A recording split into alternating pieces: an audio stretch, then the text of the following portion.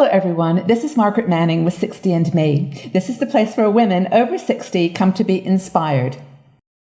As we get a little older, we start to deal with something which terrifies us, dementia and Alzheimer's disease. And a lot of us are finding ourselves in a situation where we're looking after a friend or a family member who is dealing with this disease. My guest today is Laurie LeBay. And Laurie has had a personal experience of being with her mom through the stages of dementia. And she's got some really great insights that she's going to share with us. Laurie actually has a fantastic website. It's called Alzheimer Speaks. And she is doing a lot as an advocate to just change the conversation about dementia and making it less fearful. So Laurie, welcome to the show. Hi, thanks for having me, Margaret. Glad to be here with your community.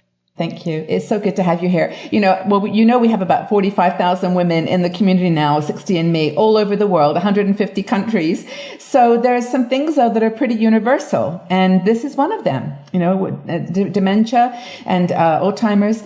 And what I want to talk to you about today is how a caregiver can deal with this situation. If you're looking after a parent or a friend or someone that you care for, what are the qualities of a good caregiver? And, you can speak from your own experience because I know you were with your mom. I was going to say looked after, but I meant to say you were with her. You shared the journey. So tell us what a caregiver needs to think about. Well, I think one of the first things they need to think about is a real simple question. Do you want to be the next to forget or the next to be forgotten? Because that is really as simple as it gets.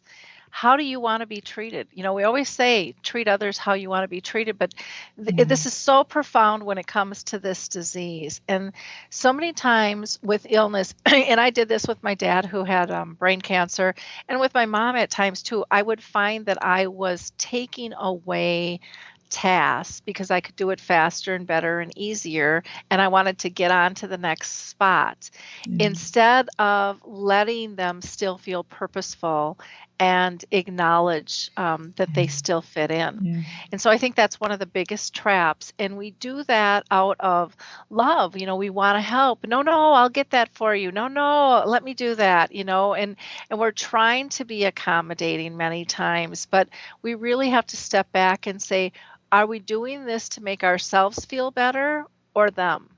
That is a really good point. I had never thought about it from that angle before, and I was actually just reading an article today about having a purpose in life. Actually, as a person without the disease, having a purpose makes you live longer. There are studies to show that this is true. But so that's one quality of just letting them go through this and be purposeful and have something to do. What else would you say either to do or not to do as a caregiver?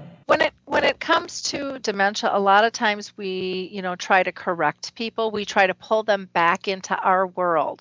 This is the way it's always been. And, you need to get the story right. And it really doesn't matter anymore. What you have to realize is with dementia, they're not acting the way they are to tick you off. And sometimes with family dynamics, people are like, geez, they really think the person is attacking them and doing these things just to irritate them. It has nothing to do with that. They don't have that ability even to orchestrate something like that usually. We take it too personally. Yeah. And so we have to step back and, kind of in some ways view them.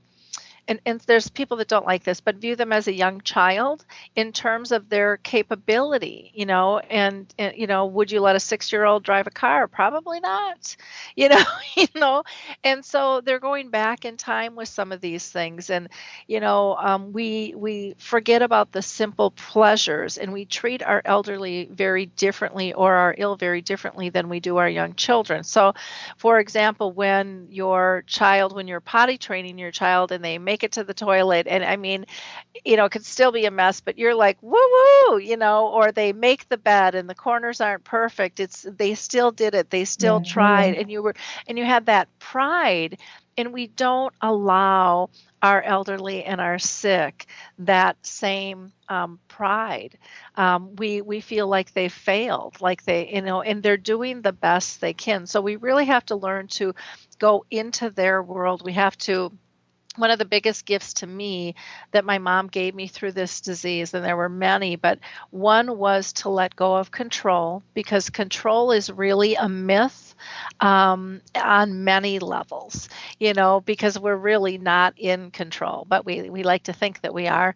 And the other was she taught me how to play again, because I took life so seriously, and many of us take on this caregiving role, this care partner role, very seriously, and we want to do the best we can, and in doing that we get so focused on tasks that we don't we lose our relationship.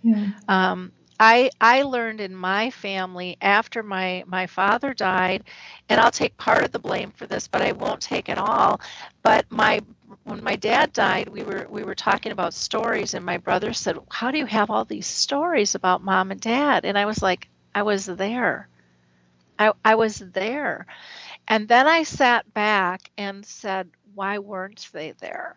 Well, why would they, when I would say it's not the right time, or they didn't do it the right way, or you should, I was correcting things instead of letting them, Just letting it go. allowing them to have their own relationship in their own facet. So one of the things I learned was no one wants to be tied to me 24/7, no matter how great I think I am.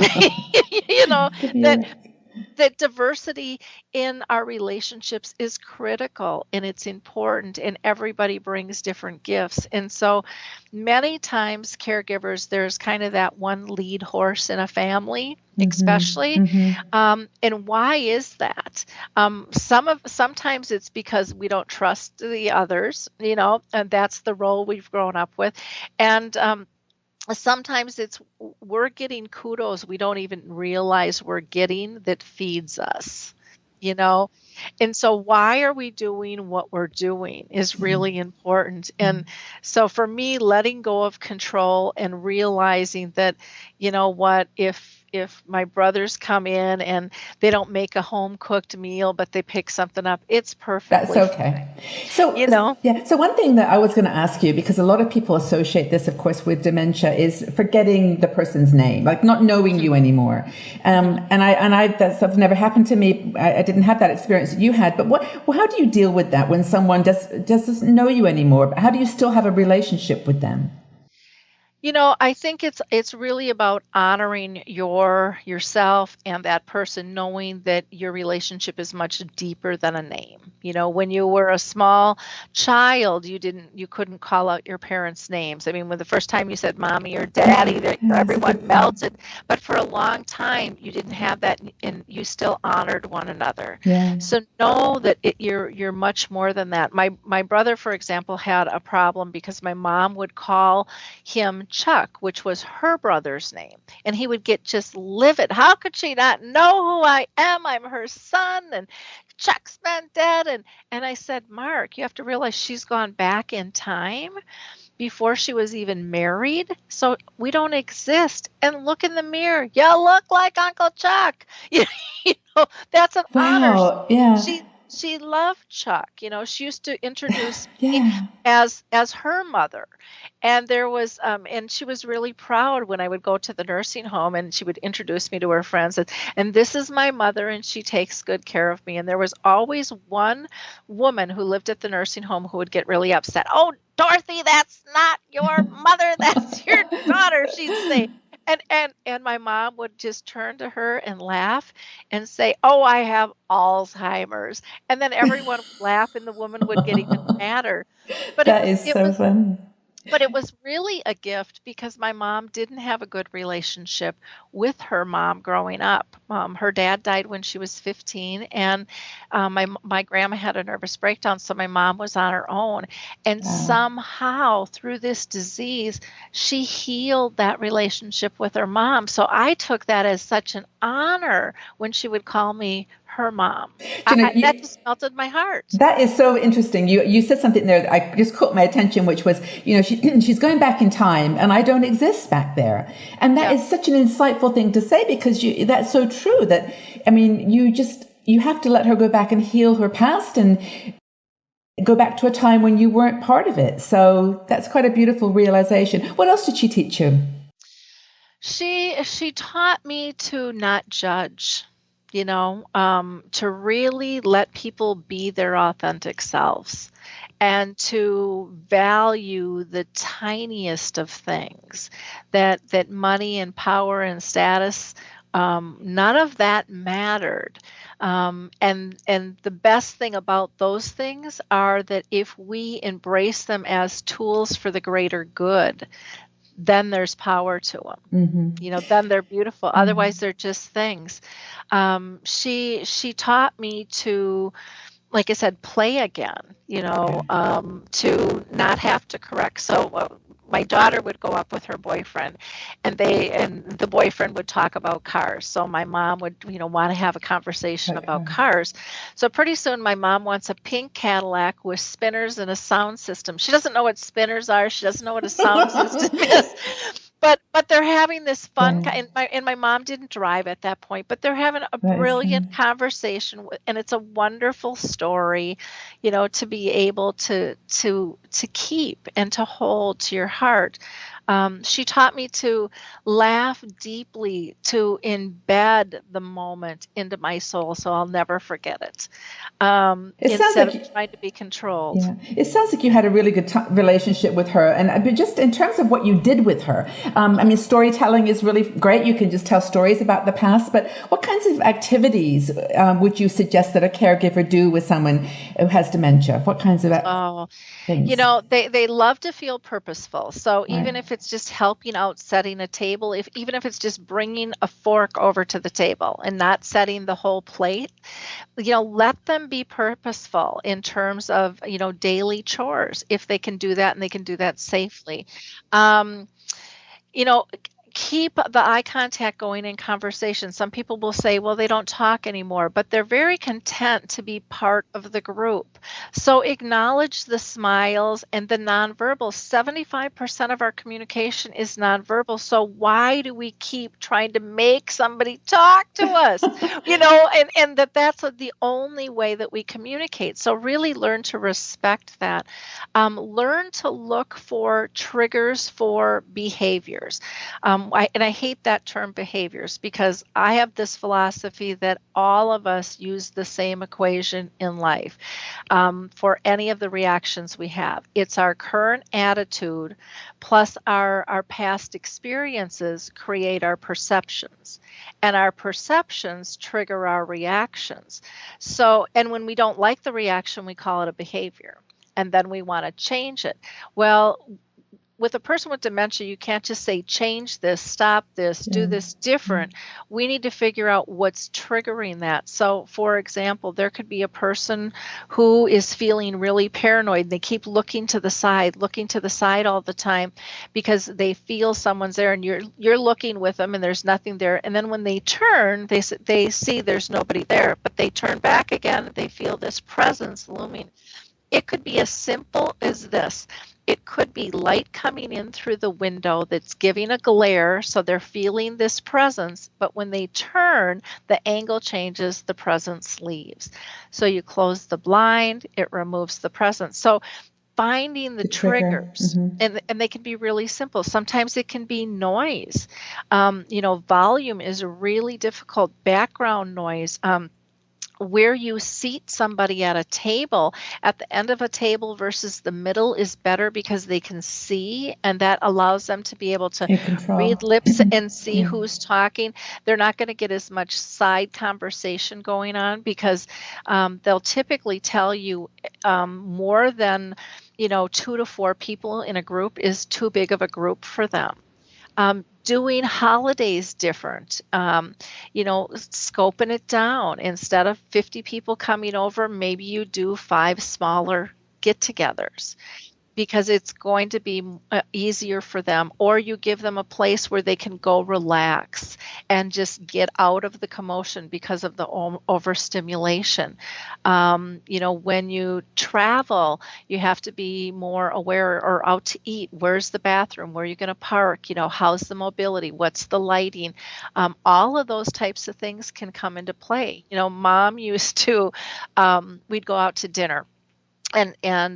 She loved going out to eat with us. And the wait staff, it got really complicated, on what to order. And she would look at the menu, but we weren't sure she could still read. And so finally, we said, well, let's go to a buffet, because then she can just pick. And that worked really good until she got to the point she had 5 plates going on the buffet. And so then we had to pull back. So then I ended up going, gosh, I can't decide, Mom. Would you like to split if we get these 2 things? Now she's doing me a favor. Yeah, which is good. Yeah. By sharing versus ordering, and then it gets there, and then she'll say, I didn't order that, and so it gave us more flexibility. So it's really about getting creative and not having to stay with life the way it was. Life changes constantly, but yet we think that we're going to hold them in this pinnacle state, and that they have to stay there, where nothing stays the same. I have a story I tell about when I go speak. I put up this picture of when I got married. It was my mom, my dad, and I. And I say, funny thing about this picture is nothing stays the same. My dad's dead, my mom's got dementia, and I'm divorced. But for some reason, I still want to hold my mom in this pinnacle state where she was able to, arrange my wedding, and she was so social and so organized. Yeah. And you take them at this highest state that no one can ever live up to all their life. And then you keep holding them, everything they do, you keep comparing that. And we have to let them be who they are today, and appreciate all that they are and all that they have to give to us, because the gifts, caregiving, even the word makes it sound like we are doing everything for them, but it's impossible not to get back. It's a two-way street. So I really like the word care partner better, because there's so much that will come to you if you let it. Well, it sounds like you figured it out with your mother. And one question I was going to ask you was that, you were fortunate in some ways that you didn't have young children, or you didn't have other things to complicate your life. But how would you advise someone who has got working, presumably you were working, but had other things that pulled at them, so that they had to find balance with that care partnering that you talk about? Yeah, I didn't do well with that. I did have my daughter was very young. She'll just be 25 'cause 30 now. years, of course. I'd forgotten. Yeah. And, I worked full time. I volunteered. I had extra people living with us. And I did not do that well. I tried to be the super mom where you don't let go. And one of the things, and this gets back to this whole social support thing, it's easy to say, they need to stay socially connected, but you need to stay socially connected. I had girlfriends that, thank God, they didn't give up on me. They kept asking me to come to coffee, and I said, I can't. I'm too busy. And one day I was having a really bad day, and I was really struggling with caring for both my parents at the time. And I said, I'll never forget this. I called back and I said, okay, I'll give you 15 minutes. Like I was giving them this big gift of me, and I went for 15 minutes, and I cried and I laughed for 2 hours, and they filled my soul so much. And I said, I will be there every week for 2 hours, because one of the things that we don't realize, and I think most of us don't, is how empty we get when we're giving. And it's not healthy. Many caregivers will get sick and even die for not taking care. So we've got to keep that balance. We have to still respect ourselves, because those that we're caring for would want that for us too. Well, I think what you've said is really powerful, that, if you look at the relationship with your mom, and how you, for example, had to create a partnership and go to her place, go where she was and accept her for what she was, it becomes a different dynamic. But, we could talk about this forever, because your story is amazing. But I do suggest, for the stories you've told I'm sure people people in the community will relate to them. I hear this, in conversations we have online, and I think you've given people a lot of perspective, and that's really fantastic. So you've got a great website. We'll put it up with the video. It's Alzheimer Speaks. You've got what do you call them? Dementia chats, I think Dementia chats, which I really love. Yeah, because if anyone is trying to understand how a person with dementia, is thinking, you've got these great chats where you actually invite people with dementia to come to the chat and just be real and put things in perspective. Am I getting that right? Yep. And I will say our last one we we had some technical difficulties that you can bear with it, I think, for the most part, but just to let you know, they're not all like that. Yeah, well, I'm sure that even a small little bit will be great. Well, thank you so much. I encourage people to check out your site. You've got tons of resources, and listen into some of your radio shows where I know you talk about this in depth with experts and just regular people. And it's just been a pleasure to have you here on the show with us, Lori. Thank you so much. Oh, thank you. It was really wonderful speaking with you and your group. Thank you. Take good care. Thank you. You too. Bye-bye.